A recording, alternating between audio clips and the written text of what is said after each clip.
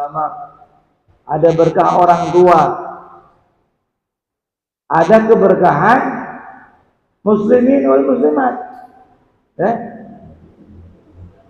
Sayyidina Umar bin Khattab, ya, ketika mau menaik haji, ya, pamitan sama Rasulullah, ya Rasulullah aku naik haji. Maka Rasulullah menyatakan, la tanza min barakati doaik, ya, kama qala. Jangan kau lupakan keberkahan doamu. Gimana? Rasulullah nih, manusia paling mulia, minta doa sama Sayyidina Umar. Ya, jadi kalau kita terlalu picik, kalau kita nggak mau minta doa sama orang lain, sama doa sama Allah, kalau yang turun, mengulang, minta kalau. Ya. Alhamdulillah kita maghrib sampai isya beberapa 2 bulan, 3 bulan. Ya, 3 bulan. Alhamdulillah. Jadi ini sebenarnya tiap bulan kita punya rencana. Cuman rencana ya. Tapi Allah yang menentukan nanti ketemunya kapan. Yang penting ada jadwal Habib Abdurrahman yang lenggang, saya enggak cocok. Enggak. Kan ada panitia, kita ada masjid Nur Sobah itu. Kita urusan sama dia aja. Ustaz Masani, dia yang ngurus. Kalau kata Ustaz Masani, minggu depan mau nitip, anak oke aja, gitu. Mesti udah dihubungi bahwa Habib Rahman, udah oke, gitu. Ya kita semua ada kegiatan masing-masing. Cuman perlu gabungan, perlu persatuan majelis-majelis ilmu. Kalau ada tuh ada Habib Zaki, dia suruh gabungin. Wali Songo gabungin. Ada Nur Falah. Masa nggak bisa sebulan sekali gabungan? Lu bawa angin sendiri-sendiri, bawa perahu sendiri-sendiri. Nggak bisa dakwah itu begitu. Dakwah itu harus bersama-sama. Hormati yang senior. Yang junior tahu diri. Tahu nggak? Itu namanya akhlak, adab. Enggak? Nah, ilmu itu. Ada Abu Yahya Bakar, kita gabung di sana. Abu Bakar guru kita semua. Benar? Gitu caranya, ya.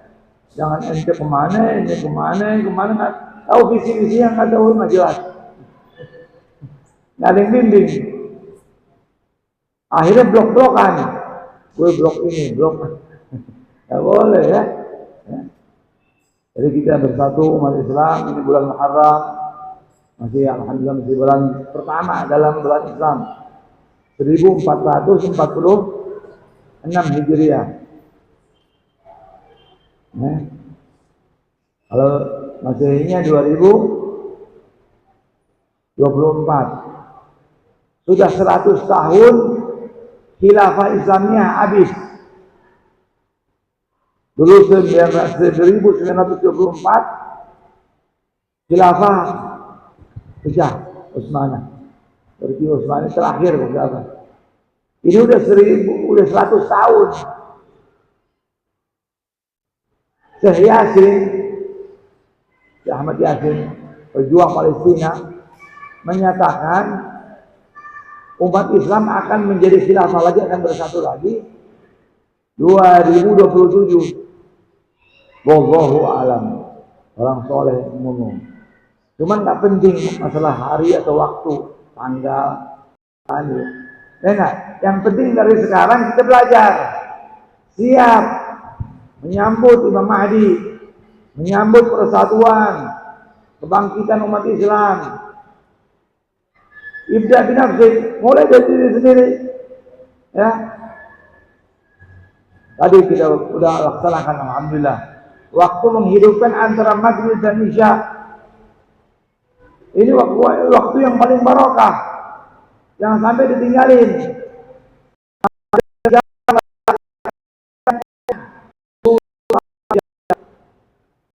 Baca ratib.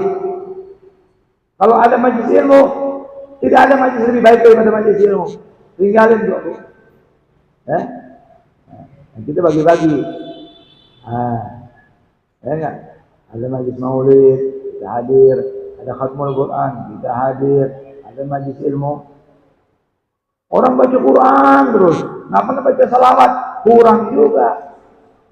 Atau kebalikannya, baca salawat aja, nggak pernah baca khatam Quran, bincang juga. Dua-duanya, Quran dibaca, salawat dibaca, harus mari jalan menuntut ilmu. Ilmu minal mahdi ilal lahdi. Wah, anak udah S3, udah selesai enggak? Hatta urusan jurusannya agama, apalagi cuma jurusan umum. Belajar ilmu agama itu dari buaya sampai liang lahat. Saya dulu alim, Ahmad Segaf itu, dia punya doa luar biasa. Ya, ya Allah jangan matikan saya, kecuali kalau udah saya nggak bisa ngajar. Ya Allah jangan panjang umur anak saya, kecuali mereka manfaat untuk umat bisa ngajar. Anaknya aja nih, dari panjang umur kalau ngajar gimana tuh? Cinta ilmu harus balik ke memang kita mau jaya nih umat Islam harus kembali kepada ilmu, kepada Quran, kepada hadis, kepada fikih, ijma ulama, qiyas, kembali usul fikih betul, hadis yang betul, akidah yang betul.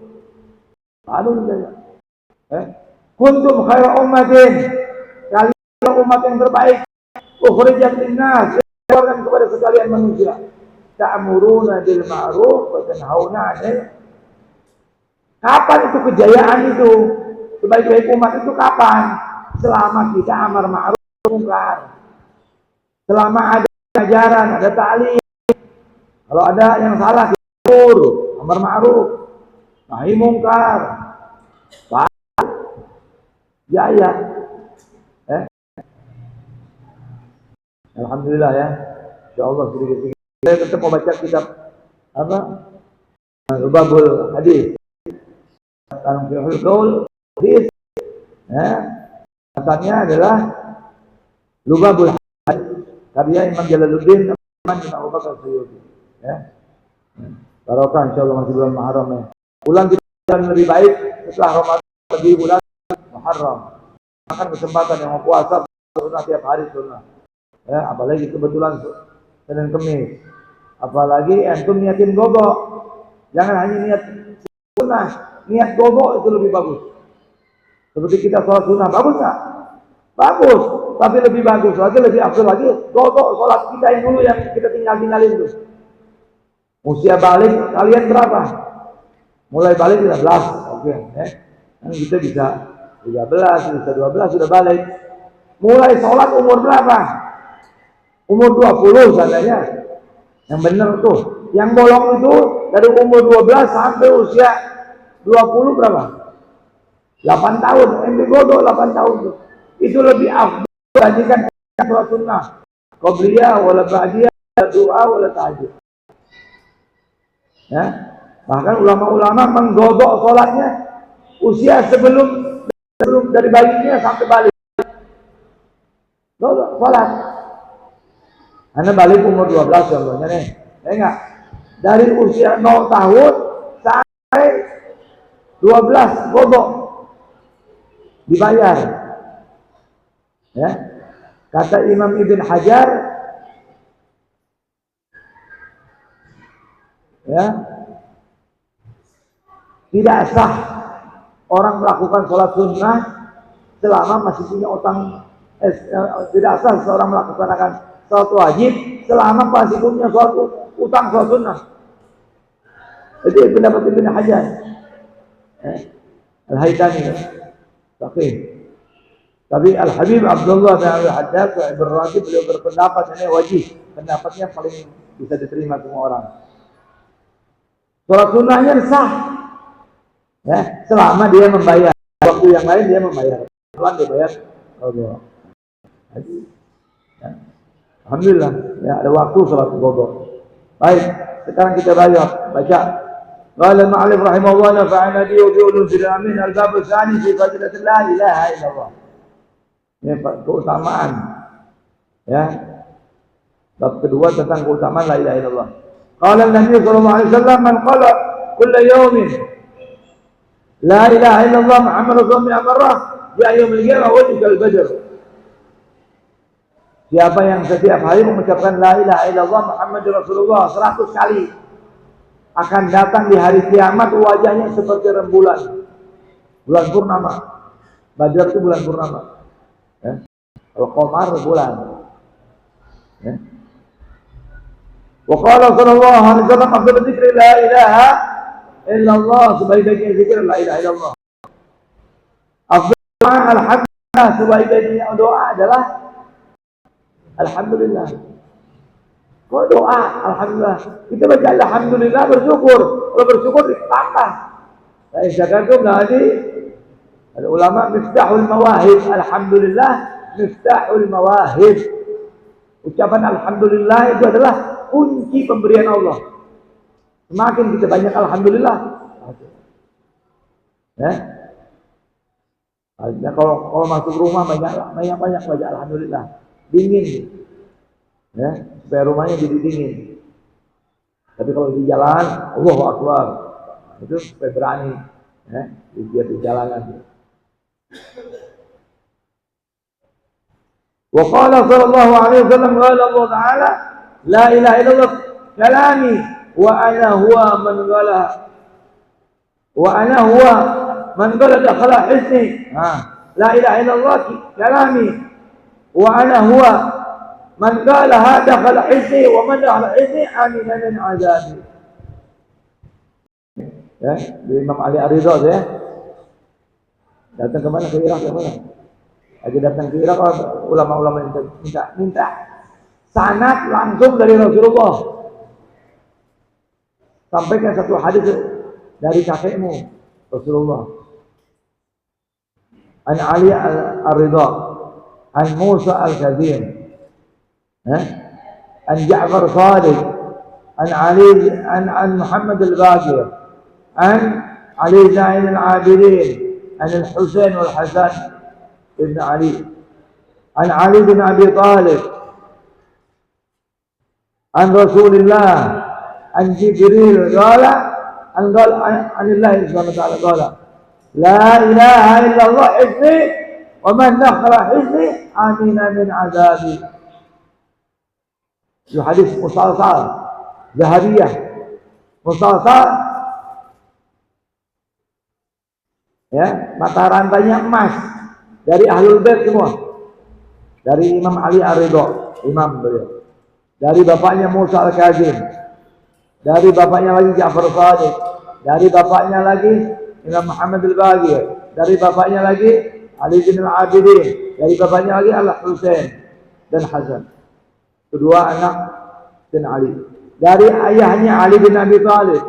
Dari Rasulullah SAW. Dari Jibril alaihissalam. Dari Mikail.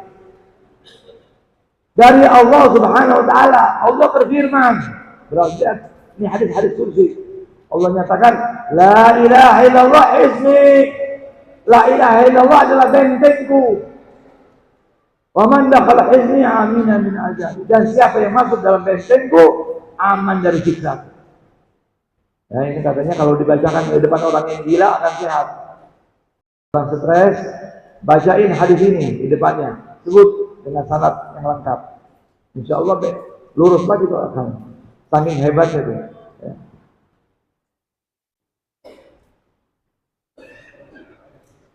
Amin min iqabi, dan dia akan aman dari siksaku. Wa qala sallallahu alaihi wasallam addu zakat abdanikum biqauli la ilaha illallah. Tunaikanlah zakat badan kalian dengan mengucapkan kalimat la ilaha.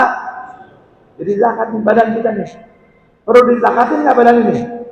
Dan nanti ada riwayat lain, sholat duha.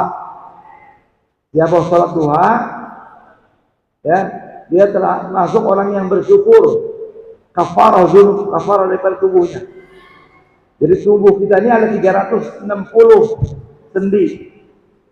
Siapa yang sholat duha 2 rakaat, dia telah bersyukur atas sendi-sendi yang Allah berikan sama kita.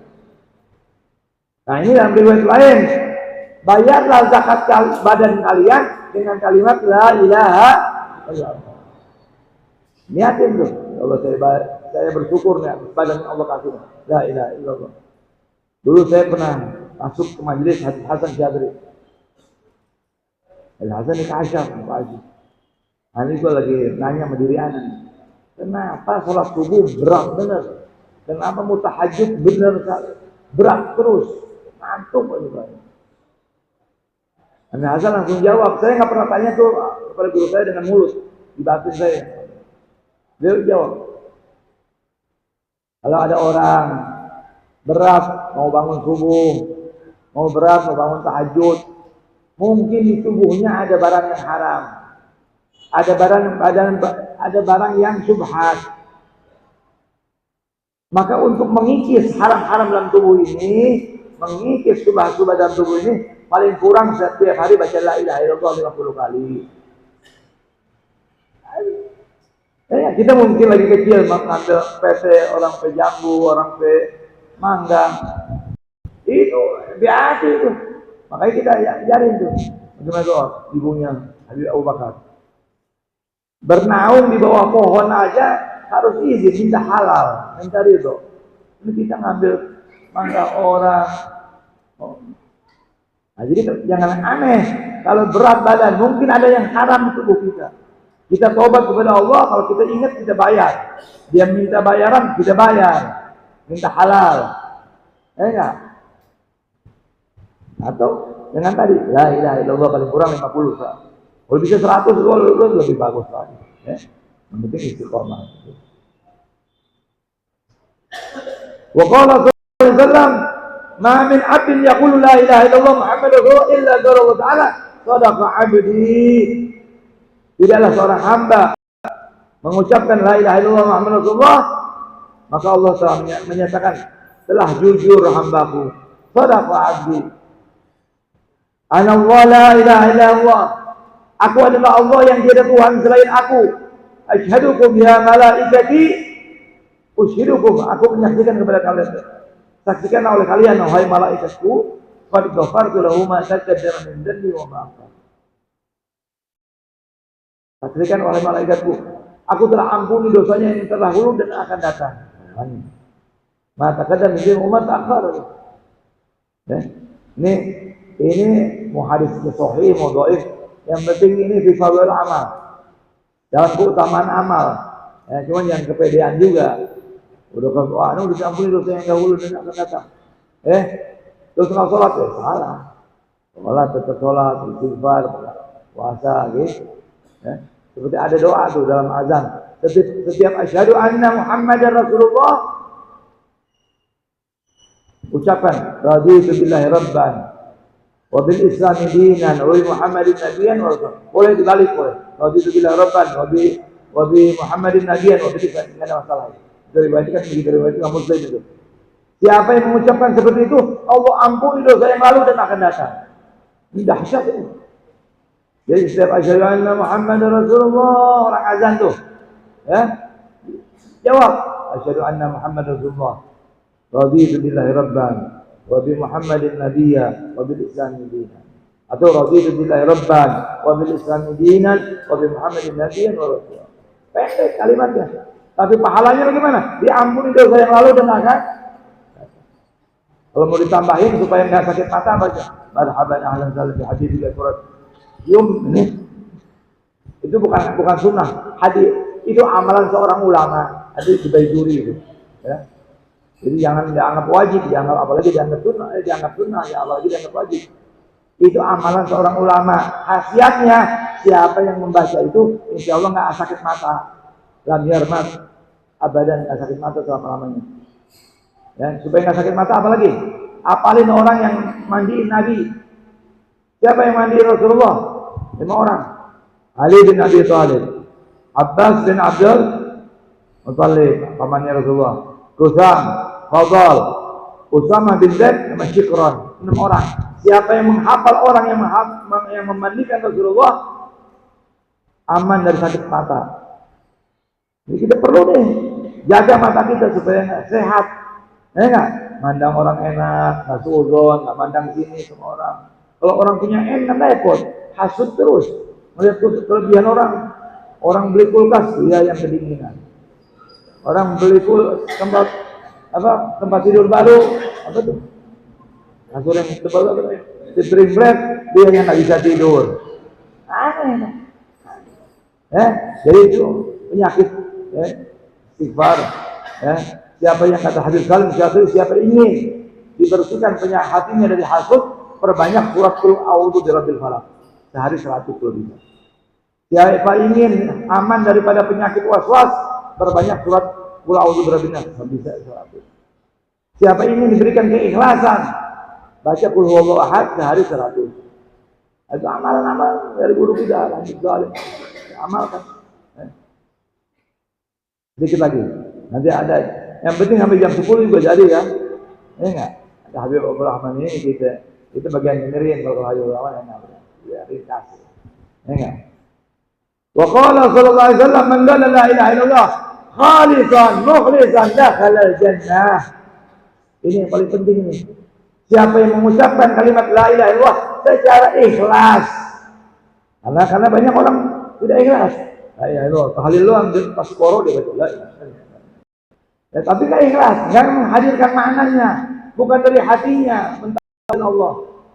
Nah, tapi kalau yang mau tahu itu la ilaha illallah, itu siapa yang mengucapkan itu dijamin masuk surga. Banyak ulama-ulama, Habib Muhammad bin Ali, bin Syihab, ayah daripada Habib Abdullah bin Syihab. Itu kalau diceramah, la ilaha illallah, man qala la ilaha illallah dakhala khalisun mukhlisun dakhala jannah, la ilaha illallah. Meninggal. Husnul khotimah benar itu. Ya. Pas jelas-jelas bawain hadis ini. Wa qala sallallahu alaihi wasallam man kana awwalu kalamu la ilaha illallah wa akhiru kalamu la ilaha illallah. Qila al-husayyah in 'asha al-husana la ya'lu la yas'alullah an dzanbin wahid. Oh. Ini fadail semua. Siapa yang ucapan pertamanya la ilaha illallah, akhir ucapannya la ilaha illallah, lalu beramal keburukan walaupun hidup 1000 tahun. Ya. Allah tidak akan tanya satu dosa pun. Nah ini punya dosa nih, umur hidup nih, 1000 tahun umur kita masih aja keburukan. Tapi pertama dia ada iman, pertamanya la ilaha illallah. Nanti akhir pun pas mau meninggal, dia ucap dengan jahar, dengan jelas la ilaha illallah. Enggak ditanya. Cuman kita di sana begitu. Masalahnya gitu. Ada jaminan enggak ente bisa akhir kalau mau la ilaha illallah? Siapa yang jamin? Kalau biasa disebut roti ya, nanti kebiasaannya roti disebut bahagia, nanti sebut bahagia. Nasi Manado, nasi kuning Manado. Nanti sebut. Kalau tiap hari la ilaha illallah, yang dia sebut la ilaha illallah. Tidur mimpinya la ilaha illallah. Meninggalnya juga la ilaha illallah. Wa qala sallallahu alaihi wasallam man qala la ilaha illallah min ghairi ajr qad biha ta'ir tahta al-'arsh yusabbihu ma'al musabbihin ila yaum al-qiyamah wa yaktub lahu thawabuh. Barang siapa berucap la ilaha illallah tanpa ujub, tidak ada kebanggaan, betul-betul ikhlas, dia akan terbang dengan amalan tersebut oleh sebuah burung di bawah arsy yang bertasbih bersama malaikat yang bertasbih sampai hari kiamat dan dituliskan baginya pahala.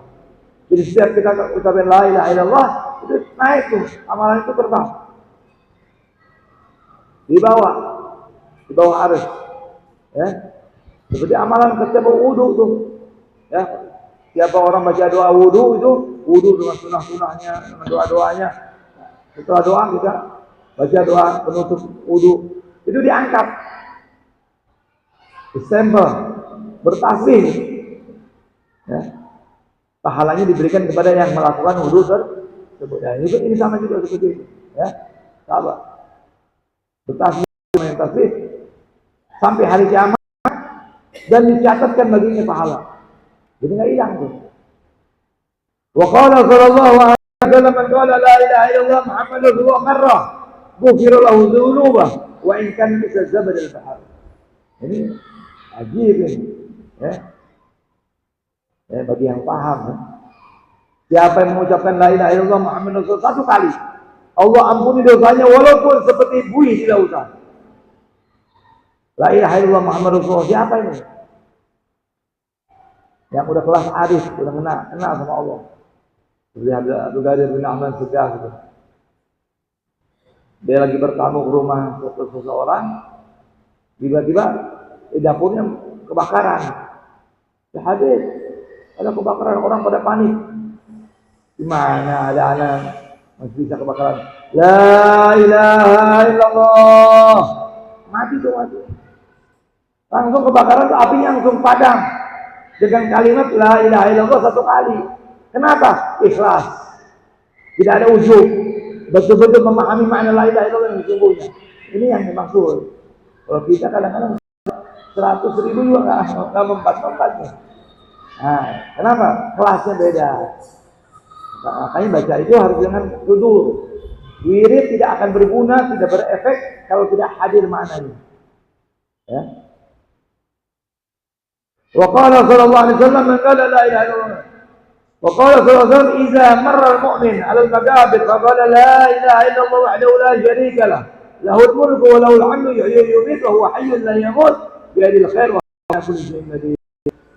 Nawwara Allah tilkal qubur kullaha wa ghafara li qa'iliha wa kutiba lahu alf hasanah wa rafa lahu alf darajah wa hatta anhu alf darajah.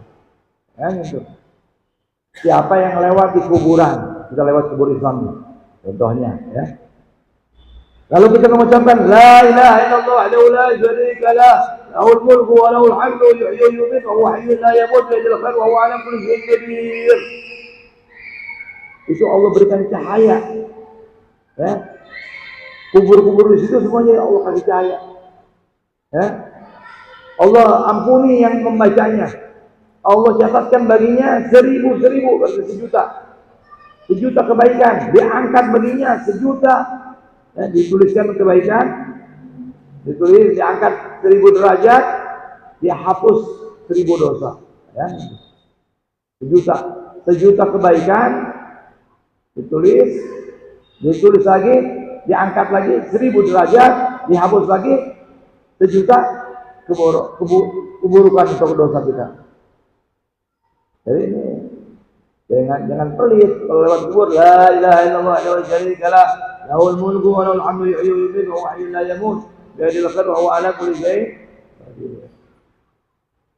Ya, la ilaha illallah wa syarika lah, lahul mulku wa lahul hamdu yuhyi wa yumiitu wa huwa hayyun la yamut bi yadil khair wa huwa 'ala kulli syai'in qadir. Ada lagi doa mau masuk pasar. Nah, ini ajarin tuh. Ya. Ya. La ilaha illallah wa syarika lah, lahul mulku wa lahul hamdu yuhyi wa yumiitu wa huwa hayyun la yamut bi yadil khair wa huwa 'ala kulli syai'in. Itu sunnahnya jahar, diangkat suaranya. Kita dulu ditarim itu biasa. Kalau di pasar dengar suara orang-orang mengangkat suara itu. La ilaha illallah la syarika lah, lahul mulku wa lahul hamdu yuhyi wa yumiitu wa huwa hayyun la yamut bi yadil khair wa huwa 'ala kulli syai'in qadir. Bacanya diangkat suara. Bukan la ilaha illallah, bukan pelan, bukan. Coba ente baca di sana ada pasar sini Kamarama. Malu, gengsi kan? Padahal nggak boleh, sunnah Nabi. Saya nggak malu. Saya teriak, ya ada saya. Orang gila, lu bego, gue bilang. Lu nggak tahu hadis. Sunnah ini diangkat, ajarin anak-anak istri kita. Kalau ke mall baca itu, angkat suaranya. Asal satu orang 2 orang ini dengar sampai udah jahar itu. Di hari itu dia sama mana jam dia dengar, orang di sampingnya dia dengar. Itu udah dianggap jahar, harus teriak-teriak. La ilaha illallah la syarika lah, lahul mulku wa lahul hamdu yuhyi wa yumiitu wa huwa hayyun la yamut bi yadil khair wa huwa 'ala kulli syai'in qadir. Apa katanya? Ditulis 100 dihapus keburukan, diangkat 1.000 derajat. Ya. Abdullah bin Umar, anaknya bin Umar bin Khattab, ya.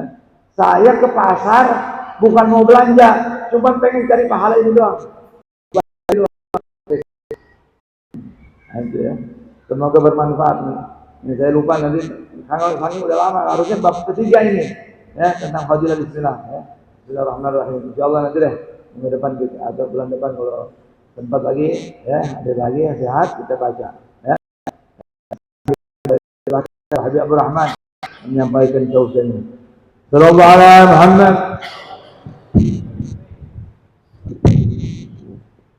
Assalamualaikum warahmatullahi wabarakatuh. Alhamdulillahirabbil alamin. Allahumma shalli wa sallim ala sayyidina wa maulana Muhammadin afdalil habaib wa ala khatamihi amiril mu'minin Ali bin Abi Thalib wa ala sittayil Hasan wal Husain wa ummihim al-batul zahra'i dhul mafakhir wal manaqib. Salatan wa salaman daiman abadan sarmadan la yuhsihi mahasib. Wa as'aluka Allahumma bijahi ladika an tuzila lana al-'ataya wal mawahib wa an tasrifa 'anna jami'al balaya wal masaib wa an talhiqana bihim ya Allah ya Rabbana fi a'lal maratib. Amma ba'du. Yang saya muliakan Al-Habib Muhammad Baqir bin Syekh Abi Bakar bin Salim mata'anallahu ta'ala bituli hayati wa umrih wa nafa'ana bihi wa bi'ulumihi fid darain. Yang saya muliakan para habaib Al-Habib Alawi Al-Bar dan seluruh imam Masjid Al-Muhajirin, Al-Ustaz Irsyad wa Dr. Abdul Rahman dan seluruh pengurusnya dan jamaah semua yang hadir. Insyaallah kita semua diberikan rahmat pengampunan dari Allah Subhanahu wa taala. Amin ya rabbal alamin. Berbicara tadi Al-Habib Baqir menyampaikan bahwa pentingnya ilmu agama ini adalah warisannya Rasul sallallahu alaihi wasallam. Di warisan Nabi masih ada sampai saat ini yang beliau tinggalkan kepada umat. Ada warisan ilmu, ada warisan anak turunan. Yang puncaknya nanti muncul rajulun min ahli baiti, yaitu Al-Imam Mahdi. Dipinjam makna di dalam ilmu hadis, tentu tidak semua ilmu agama itu warisan Nabi Muhammad. Tapi yang dimaksud sebagaimana Nabi katakan, istilahnya warisan. Kita dapat harta warisan karena punya hubungan kerabat dengan orang yang meninggal, atau lewat pernikahan, atau ada jalur nasab. Maka begitu juga ilmu yang disebut warisan Nabi Muhammad SAW adalah ilmu agama yang memiliki sanad bersambung hingga kepada Nabi Muhammad SAW. Wal musnadul mutasilul isnadi min rawi hatta al-Mustafa wa lam yabin wa ma bisa kulli rawi yattasil isnaduhu lil Mustafa wal muttasil. Dalam ilmu hadis kan disebut sanad yang bersambung kepada Nabi. Nah, itulah ilmu yang disebut warisan Nabi Muhammad sallallahu alaihi wasallam. Nabi yang menggunakan istilah ilmu adalah warisan. Yang menarik, Nabi tidak sebut sesungguhnya aku mewarisi ilmu. Dalam hadis lafadznya itu para nabi, bukan aku atau bukan Nabi Muhammad. Apa maknanya di situ? Dalam hadis kan disebut al-ulama warasatul anbiya wa innal anbiya'a lam yuwarrithu dinaran wala dirhama wa innama warrathul ilma faman akhadahu faqad akhadha bihadzin wafirin atau kama qala sallallahu alaihi wasallam. Itu kan Nabi katakan sesungguhnya para nabi mereka tidak mewarisi uang kepingan emas maupun perak, tapi mereka warisi pakai lafaz innama adatul hasr, hanya mereka hanya mewarisi ilmu. Kenapa di situ Nabi katakan para nabi yang mewarisi ilmu? Karena hakikatnya mereka para nabi, seluruh ilmu mereka itu terangkum di dalam ilmunya Nabi Muhammad. Jadi nabi ini yang bagi waris. Dan ilmu para nabi seluruhnya itu hakikatnya mereka ngambil dari warisan ilmunya Nabi Muhammad SAW.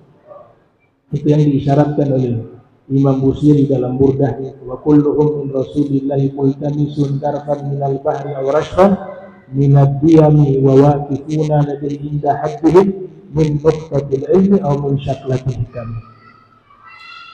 Maka ini menjadi satu hal yang sangat berharga. Ada istilah akademisi salah satu tempat yang menjaga warisan Nabi Muhammad, di antaranya adalah majlis ta'lim. Yang kita kaji di sini warisan Nabi Muhammad. Pondok-pondok pesantren, madrasah-madrasah, universitas yang beraliansi di dalam menjaga ilmu Nabi yang bersanad.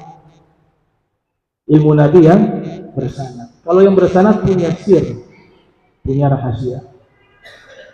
Nah, sehingga ketika kita mengambil bagian itu untuk menjaga ilmu ini, maka secara tidak langsung kita adalah orang-orang yang mengambil satu bagian yang paling mulia kebaikannya di sisi Allah dan Rasul. Sehingga dikatakan kita duduk di majlis ta'lim tanpa niat mau belajar sekalipun, walaupun dia rugi, dikatakan dia tetap mendapatkan keuntungan. Humul qaumu la yashqa bihim jalisuhum, kata Nabi dalam hadis qudsi. Mereka adalah kaum yang duduk bersama orang-orang tersebut tidak akan pernah celaka dan rugi. Paling minimal yang dia dapat pengampunan dosa. Gumu maghfuran lakum qad buddilat sayi'atukum hasanat. Kalian bangkit diampuni seluruh dosa kalian. Bukan hanya diampuni dosa, tapi semua dosa kalian diganti menjadi pahala. Itu keberkahan ilmu yang paling minimal. Bagaimana yang maksud? Nah, sehingga jangan harap kita mau beruntung di akhirat. Jangan harap mau di akhirat taman yang di dunia kita tidak dapat. Terus berharap dapat di akhirat. Yang di dunia ini barometer. Orang yang senang di taman surga di dunia, berarti dia akan nanti masuk ke taman yang ada di surga. Maka satu ungkapan mengatakan, man lam yujalis mufliha kaifa yuflih. Kalau dia dengan orang-orang yang beruntung, maka bagaimana dia bisa beruntung? Wa man jasa mufliha kaifa la yuflih. Dan yang duduk dengan orang-orang yang beruntung, bagaimana mungkin tidak beruntung? Tinggal bagaimana wadah kita ini siap menampung Allah. Kalau kita datang bawa gelas kecil, sedangkan Allah curahkan anugerah yang besar, berlimpah, karena wadah kita kecil, ya sedikit. Makanya sekali mengatakan, inna lillahi fil ardi wi'aan. Inna lillahi fil ardi wi'aan. Sesungguhnya Allah memiliki di bumi ini, yaitu hati manusia. Al-madad biqadril isti'dad. Menerima anugerah Allah tergantung menyiapkan. Bagaimana kita menyiapkan menerima anugerah Allah? Anugerah Allah besar. Wadah ini yang harus kita siapkan. Kalau makin besar wadah kita dan bersih, maka semua anugerah yang Allah berikan di majlis yang berkah itu kita akan mendapatkan sangat banyak anugerah tersebut. Yang penting kita siapkan hati kita menerima anugerah tersebut. Nah, punahnya ilmu ini sebab apa? Karena sebab tidak ada yang menyampaikan warisan Nabi Muhammad. Tidak ada yang mengajarkan. Maka salah satu sebab ilmu-ilmu ini bisa punah, kata Khalifah Umar bin Abdul Aziz, fa inna ilma la yahliku hatta yakuna sirra. Tidaklah ilmu ini punah kecuali sebab dia menyembunyikan ilmu. Maka ini peran penting majlis ta'lim yang ada, itu menjaga warisan Nabi Muhammad sallallahu alaihi wasallam. Dan orang yang mengambil bagian itu, dia sedang membahagiakan hati Nabi Muhammad. Nabi Muhammad senang kalau warisannya itu kita terima, yaitu berupa ilmu beliau. Kemudian setelah diterima, kita amalkan. Kemudian kita bagikan kepada umatnya. itu menyenangkan hati Nabi Muhammad SAW. Antum bisa bayangkan kalau Nabi senang, pasti Allah juga senang. Nabi ridho, Allah juga ridho. Habib Ali Al-Habsyi mengatakan, ma syai' yasurru qalban nabi mithlu nasril ilmi wa tablighihi wal 'amali bih. Tidak ada sesuatu yang menyenangkan hati Nabi melebihi menyebarkan ilmu, menyampaikannya dan mengamalkannya. Jadi ilmu ini menjadi sangat mulia karena dia warisan Nabi Muhammad. Mal fakhru illa li ahli ilmi innahum 'alal huda liman istahada adillau wa qadru kulli imrin ma kana yuhsinuhu wal zahiruna li ahli ilmi a'da'u fafuz bi ilmin ta'is hayyan bihi abada an-nasu mauta wa ahli ilmi ahya'u. Cukuplah ilmu itu mulia, kata Sayyidina Ali bin Abi Thalib, yaitu semua manusia ketika mati selesai. Tapi ahli ilmu yang benar-benar ahli ilmu, mengamalkan ilmunya, yang ikhlas, yang mewakafkan umurnya semata-mata untuk apa? Untuk berkhidmah kepada Nabi Muhammad SAW di dalam menyebarkan ilmu beliau, warisan beliau. Mereka sekalipun sudah meninggal, seakan-akan mereka hidup. Ada yang ribuan tahun sudah meninggal, tapi sampai sekarang namanya disebut. Bahkan usia mereka sangat muda. Sebut saja misalnya ada ahli nahu, Al-Imam Sibawi. Setiap kali belajar nahu, nama beliau disebut sebagai tokoh ahli nahu dunia di masanya. Itu meninggal usianya, beliau tutup usia 32 tahun. Masih sangat muda, tapi prestasinya luar biasa bagi agama. Reputasinya luar biasa bagi agama Islam. Sebab apa? Sebab totalitas dalam berkhidmah menyambut warisan Nabi Muhammad SAW dan dia membagikan kepada umat. Lahir tahun 148 Hijriah, wafat 180 Hijriah, berarti 32 tahun. Ada juga Khalifah Umar ibn Abdul Aziz. Beliau bukan hanya sebagai ulama, juga sebagai khalifah. Usia beliau berapa waktu wafat? 40 tahun. Menjadi ulama, menjadi khalifah. Lahir tahun 61 Hijriah, wafat 101 Hijriah. 40. Begitu juga sahabat Nabi yang wafat usia 36 tahun. Akan tetapi prestasinya luar biasa, yaitu Sayyidina Mu'adz bin Jabal. Beliau meninggal usia 36 tahun. Dan juga imam terkenal kita dalam mazhab Syafi'i, Al-Imam An-Nawawi, bahkan tidak sempat menikah, diwakafkan umurnya untuk berkhidmah menyambut warisan Nabi Muhammad SAW dan menyebarkan kepada umat. Beliau wafat usia 45 tahun. Lahir 631 Hijriah, wafat 676 Hijriah. Luar biasa mereka. Kita tidak perlu jauh-jauh. Ada ulama yang hidup di masa kita, mungkin tahun-tahun 60-an Masehi yang lalu. Salah satu guru daripada Dr. Syekh Ali Jum'ah, namanya As-Sayyid Abdullah bin Muhammad bin Siddiq Al-Ghumbari. Beliau hijrah ke Mesir waktu itu. Di usia masih sangat muda. Pada masa itu lagi ramai masalah tentang Nabi Isa. Karena di India ada satu tokoh mengaku dia Nabi Isa. Pertama ngakunya mujaddid, lama-kelamaan makin banyak pengikut mengaku jadi Imam Mahdi. Setelah itu mengaku jadi Nabi Isa. Dan puncaknya mengaku Nabi akhir. Setelah Nabi Muhammad, dia menjadi Nabi. Maka ramailah masalah tentang riwayat Nuzul Isa, turunnya Nabi Isa di akhir zaman. Banyak tokoh-tokoh di Mesir waktu itu menganggap itu satu hal yang tidak kuat hujjahnya. Mereka menganggap bahwa itu hadis ahad, sekalipun ada dalam kitab-kitab Sahih Bukhari dan lain sebagainya, dan bukan perkara iman, sehingga diingkari. Di antaranya ada Syekh Muhammad Abdu, Said Rasid Ridho, dan yang paling akhir namanya Syekh Mahmud Shaltut. Syekh Mahmud Shaltut waktu itu usianya sudah sepuh dan menjadi imam besar di Mesir. Keilmuannya luar biasa, tapi dalam perkara turunnya Nabi Isa, beliau mengingkari. Datang Syekh Abdullah Al-Ghumari ke Mesir.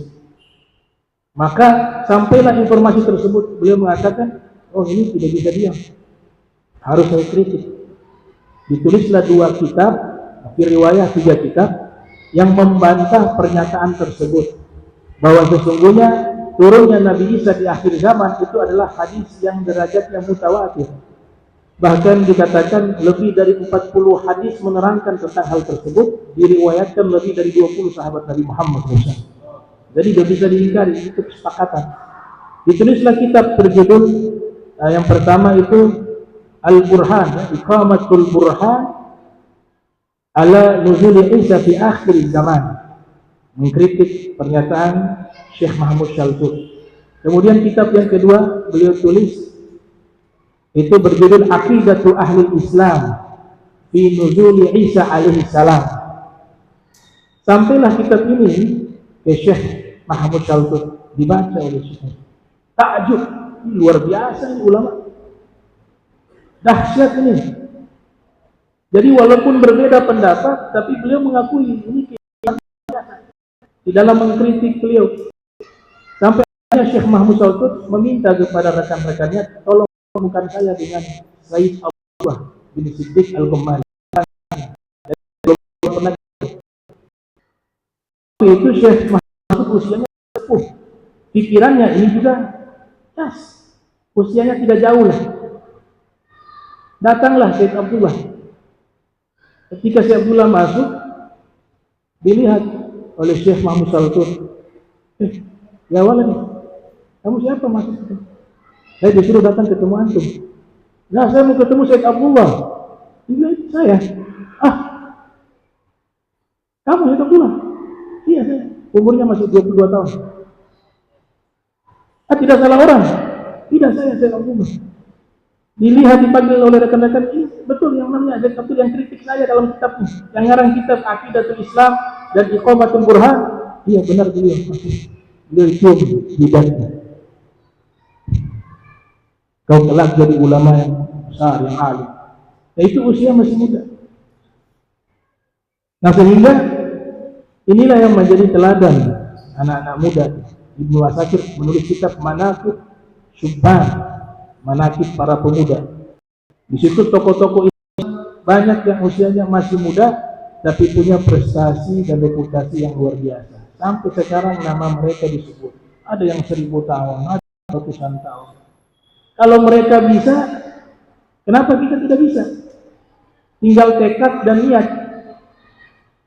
Al-mu'tibati as-saqibah.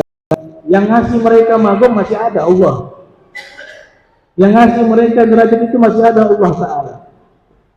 Walaupun tidak sama persis, paling tidak kita berusaha mengikuti jejak langkah mereka. Tashabbahu bil kiram fa inna tashabbuha bil kiram salah. Kita ngikut mereka itu satu keberuntungan. Kemudian yang kedua, tadi poin pertama. Yang kedua, mereka bukan hanya sekedar mendapatkan ilmu lantas selesai sampai di situ. Ilmu itu tidak punya nilai apa-apa kalau sekedar dapat tapi tidak diamalkan. Mau sebanyak apapun itu ilmu, percuma, tidak ada nilainya. Ilmu punya hak yang wajib dinaikkan, mengamalkan ilmu. Ta'mal walau fi zakati takhruj binuril ilmi min zulumati. Kita amalkan itu. Imam Ghazali mengatakan al-ilmu bila amal junun wal amal bila ilm la yakun. Ilmu tanpa amal itu satu kegilaan, dan amal tanpa ilmu tidak mungkin terrealisasi. Dibutuhkan kedua. Imam Syafi'i mengatakan innal faqih huwal faqih bi fi'lihi laisa faqih bi nutqihi wa maqalihi. Yang namanya ahli fikih itu dia ahli fikih dengan amal. Bukan yang disebut ahli fikih orang yang paham agama hanya sekedar ucapan. Itu pernyataan Al-Imam Syafi'i. Oleh sebab itu mereka mengamalkan ilmu itu. Mereka terima itu ilmu, mereka pelajari. Kemudian tidak sampai di amal saja. Ilmu sudah beramal. Yang ketiga az-zauq, ada rasa beramal. Zauq antara dua timbangan, mizanul khauf wa mizanul mahabbah, timbangan takut kepada Allah dan timbangan cinta. Dalilnya jelas dalam Al-Quran, ketika Allah sifati orang-orang berilmu, Allah nyatakan innama yakhshallaha min ibadihil ulama, yang takut kepada Allah mereka hanya para ulama. Al-Habib Abdullah bin Husain bin Tauhid mengatakan al-ilmu khasyah kulluh yu'raf bidaka ahlu, al-ilmu bil a'mali yazku wa bil ahwali wa laysa bil agwali wa kasratil jidali. Esensi ilmu itu adalah rasa takut kepada Allah Ta'ala. Ini rasa, bukan hanya punya ilmu amal tapi kosong hati, kering, gak ada rasa. Kita baca burdah, baca maulid, baca Al-Quran, itu satu hal yang baik, tapi jauh lebih baik kalau kita punya menghadirkan rasa dalam hati. Itu akan punya pengaruh yang sangat besar. Nah, khauf ini fungsinya apa? Menghalangi kita melanggar perintah Allah. Ketika ada dorongan ingin melanggar perintah Allah, hadirkan hati takut kepada Allah. Allah punya azab, Allah mengancam dengan neraka, ada siksa kubur. Itu namanya mizanul khauf. Akhirnya membentengi kita, membatalkan niat untuk melakukan perbuatan maksiat atau pelanggaran-pelanggaran. Tapi ketika beramal baik, hadirkan mahabbah. Saya lakukan ini karena rindu ingin berjumpa Allah, ingin berjumpa Nabi Muhammad SAW. Saya lakukan ini dengan dasar cinta, ya, ingin berjumpa dengan mereka di surganya Allah. Saya lakukan ini biar bisa masuk ke dalam surga. Tidak masalah. Itu timbangan mahabbah. Dalilnya juga jelas dalam Al-Quran. Qul in kuntum tuhibbunallaha fattabi'uni yuhibbukumullah wa yaghfir lakum dzunubakum. Katakanlah jika kalian cinta kepada Allah, berarti awal amal itu cinta kepada Allah. Setelah kita beramal, ikuti Nabi Muhammad SAW. Nah, ini dua timbangan ini kalau dipakai, mizan ini, mizanul khauf dan juga mizanul mahabbah, insyaallah amal kita lakukan terasa berbeda. Ada maknanya, ada ruhnya, ada rasanya. Nabi katakan iman punya rasa, halawatul iman. Yang punya rasa, yang bisa merasa. Kalau gak bisa merasa, gak akan bisa merasakan manis daripada iman dan ketaatan kepada Allah. Terakhir, ini kesimpulan ada di dalam satu syair dari Al-Habib Abdullah bin Husain Bil-Faqih. Jadi beliau menyimpulkan ilmu, amal, dan rasa dalam satu bait syair beliau. Beliau mengatakan wafatan min khiyarin nas kam rajulin ma taraka dzikra tulal umri wal kutuba baka'u lailatihi sajjadu khalwatihi min khawfi malikihi yasta'dzibu ta'aba. Telah berlalu manusia-manusia terbaik, kata beliau, karena beliau bertemu dengan ulama-ulama di zamannya yang luar biasa. Tidak pernah dari mereka itu, atau berapa banyak dari mereka seumur hidupnya tidak pernah berpisah mafaraka zikr, dengan zikir, pengamalan ilmu, amal, dan juga membaca kitab ilmu. Kemudian tiba waktu malam, mereka menangis. Baka'u lailati, rasa di situ. Karena menangis, ekspresi rasa. Baka'u lailati sajjadu khalwatihi, tapi sujudnya di tempat sendiri. Dia berusaha untuk menutup itu agar dia menangis yang menyaksikan Allah. Tapi ada orang-orang tidak mampu menahan itu. Maka di sini beliau simpulkan ada tiga, yaitu warisan Nabi Muhammad SAW. Yang pertama ilmu yang bersanad, dan yang